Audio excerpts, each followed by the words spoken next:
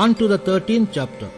Thus spoke Arjuna, what is nature and its role? What is spirit and its nature? What is frame and who lords it? What makes feeling and sixth sense?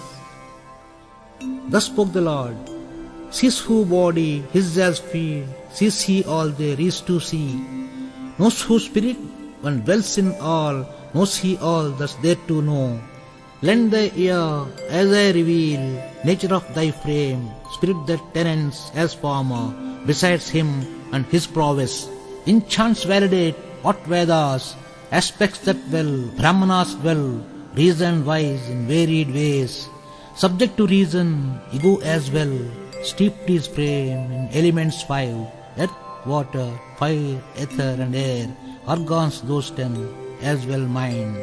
Desire, derision, pleasure and pain, pitch their tents in frames human.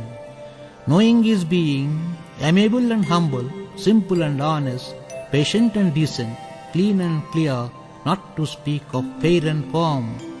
Void of desires, egotism devoid, passion none for life and times, with no craving for possessions, fondness none for things of life, none the evers, all the same. Neither fail to follow suit, tend all wise to probe nature, and strive to see the spirit in me.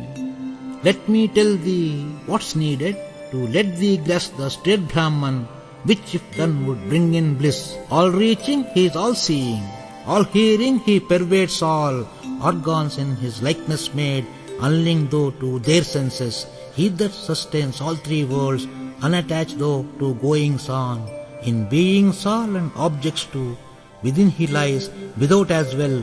If one comes to grasp this well, its perception thus supreme, it's how Brahman dwells in all, till he ends all what that keeps.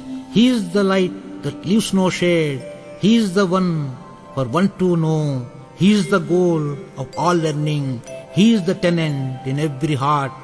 It's the noble of the frame, me who worship come to grasp.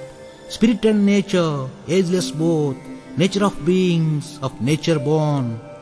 It's nature that tends beings, binding spirit to one's own acts. Spirit that lay in beings all, inclines to one's attitudes. With the ethos it imbibes, tends it one to like rebirth. Gets one freed as he grasps aspects nature and spirit as well. Indulge who in meditation find their supreme spirit in them. Some as divine through wisdom, others do so by deeds selfless. He who finds this all too hard, may he obtain wise counsel and be rid of births and deaths.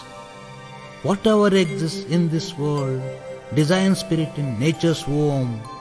Sees he well, who would see what doth perish is just the frame, and there none to spirit therein.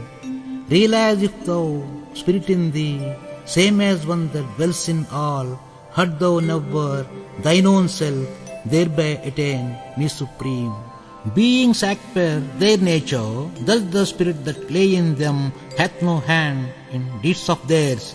Having none its attributes, apart being from nature, spirit hath no qualms of its own, as with ether spread all over.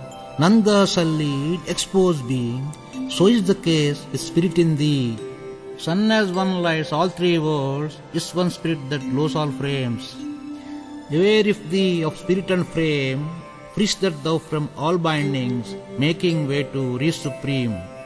Hence thus, field and farmer, the 13th chapter of Bhagavad-Gita, Treatise of Self-Help.